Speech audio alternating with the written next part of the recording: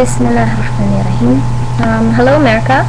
I'm a Muslim and I actually am against the mosque at Ground Zero, and I made this video in response to Pat Condell's No Mosque at Ground Zero. I'm making this video for actually a couple of reasons. One is in response to the video. Another one is in regards to the new notion of the Stop the Islamization of America. The third is regarding the Sharia, the Islamic law that all Americans, not all, excuse me, a lot of Americans are seeming to be a bit nervous about. And the fourth reason is I want to give you one or two resources that might be helpful in you becoming more educated on the subject at hand. Okay, so first is why myself and many other Muslims like myself are against the mosque. Now, there are some Muslims that seem to be for and some that are against, but many of us that are against, there might be two major reasons why, for myself especially. The first one is religion. Actually, Imam Faisal practices some form of Islam. I'm not sure what it is because many of us, we don't understand what he's talking about. The Americanization of Islam is what he says he's trying to do. Actually, Islam does not belong to any nation. Islam belongs to all nations, and it does not need to be changed. There's nothing wrong with Islam itself.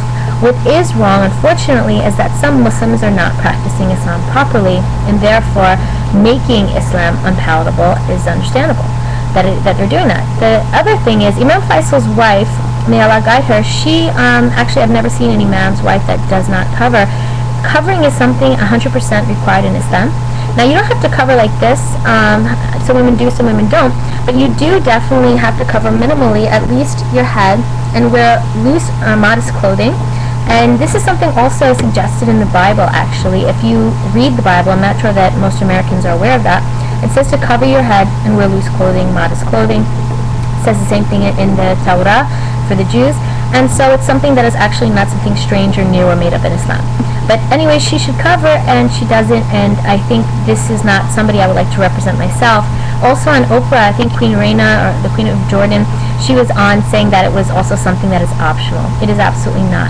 So the type of Islam that they're practicing, I'm not quite sure what it is, and I feel very weary or leery that they're actually representing me and many other Muslims who completely disagree with what they're saying.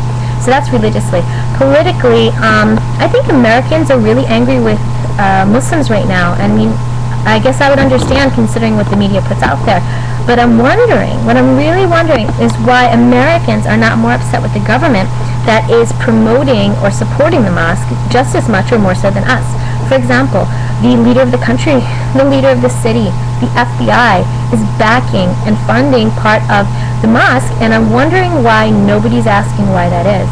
I mean, to me it seems very shady, and I'm wondering why nobody is getting upset or asking those people what's going on, because the average Muslim like myself in the street, if you see us, if you're aggressive towards us, it's really not going to help you very much, because actually, like I said, some of us are against the mosque anyway. The most influential people you might want to speak to are people in the government or people in the city that are actually funding and promoting it, which are the people I think that you should be asking the questions to them. The third thing I wanted to talk about, the second thing, other than that political part of it, is that Imam Faisal is connected to something called the CFR. It was brought to my attention, which is the Council for Foreign Relations.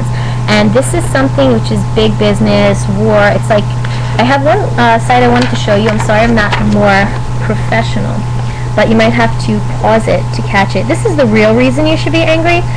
A lot of things connected to the mosque are things with big business and war and banks and so forth. It actually has little to do with religion, unfortunately, but many people are not aware. So I suggest that you look into that little bit of information. The second thing I wanted to touch upon was the Islamization of America, which I don't want to say I think it's funny, because I don't want to make fun, but I definitely want to say that it's a bit hilarious to me in the sense that I find it not really realistic, and let me explain to you why. The first reason is the average European or Westerner that is, experiencing this new, like, Muslims taking over, quote-unquote, thing going on, the average European or American has what we call in statistics 2.5 children. I'm not really quite sure what 2.5 children is, but let's say 1, 2, 3 kids. However, in Islam, we don't really promote the use of contraceptives. So a lot of our families, you'll find they're going to be like 5 to 10 kids. So naturally, over time, I mean, just do the math, small amount of children in European or Western family, Muslims double that, triple that. Over time, we're naturally going to have more of a population. Therefore, we're going to require more mosques, more community centers, and maybe you're going to see us more in the workplace. It's not because we sit around plotting to take over the world, which I think is just so Hollywood, and I'm sorry to disappoint anyone. It's not really what's going on. Just basic common sense would say that we might overpopulate just because of how many children we want to have. So that's really just what that is. And the third thing I wanted to touch upon was the Sharia, the Islamic law. Now, I'm really excited that a lot of Americans are trying to find out about Arabic and what these words mean, and how they relate to Islam. Unfortunately, the Sharia is a very complicated thing. Many people have tried to reduce it to honor killings and stonings of women, and they bring it up at times when we talk about rape and the abuse of women and so forth. Again, I would like to say that Islam in itself is perfect, and unfortunately, although some of these things are definitely taken out of context anyway, some of them are not even carried out properly because of the Muslims, again, misunderstanding of their own religion. So unfortunately, this is a problem that's been getting worse and worse, but some of us actually, we do understand the real Sharia and how it should be carried out. Now, is this something we're trying to dominate American society with? No, that's again a silly notion, because actually it applies to us practicing Muslims, and we are not trying to Islamicize the world. This is just something that we practice for ourselves. So therefore, it's not something that you will find is going to take over all of America or Europe. Like I said, it's just us populating, unfortunately. So the other thing I wanted to show you is a quick resource. This is the last thing. It's called Christianity and Islam, according to the Bible and the Quran. Where you can get it online is from this company. It's called Dar Salam. Why am I bringing it up? It's actually good for two reasons. One, it's really cheap. It's fairly cheap, and then also it's really good for people who don't want to do heavy reading about the Quran and Bible. A lot of Americans are trying to now take out the Quran and really break it down and understand it. And it's a bit, it's a bit overwhelming. So this, it'll have one line from the Bible, one line from the Quran about various topics. So maybe it'll talk about women in Islam, about Jesus, the miraculous conception, whatever it is, what the Bible says, what the Quran says. Very quick, easy references, good for having these kinds of conversations that we seem to be having more often these days. The thing I'm going to close with is actually something that Pat Condell actually also referred to, which was a surah from the Quran, Al-Kafirun. Al-Kafirun basically says, I don't believe what you believe, you don't believe what I believe, I don't want to believe what you believe, you don't want to believe what I believe, so to you be your way, and to me be mine.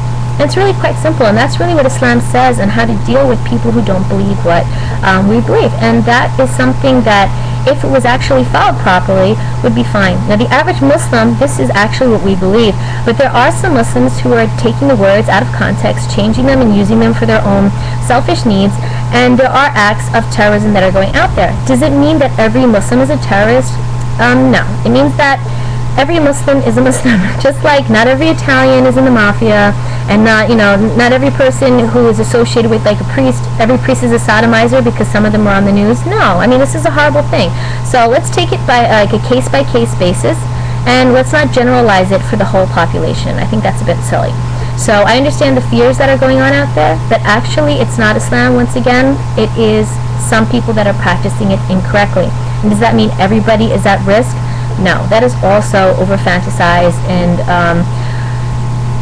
Hollywood, once again, with the media and the need to scare. To me, I really just would say it's something like the Red Scare of communism that's been, spread and trying to be corrupted into our mind. But that's a whole other video for that. In essence, Islam does not allow aggression. It allows us to self-defense. So terrorism, therefore, would be aggression and not Islamic at all. I think this has been said by several people on several videos that I've seen on the internet, and I'm just reaffirming it. So that's it. And I really hope that we can have dialogues that are more factual, without, devoid of vulgarities and all kinds of emotion that I think is just not conducive to the peace process that we're all really trying to have. So I hope this cleared up a couple of the issues, and I hope that you can open your heart and open your mind and look into some of the references, and I hope it helps. Thanks so much.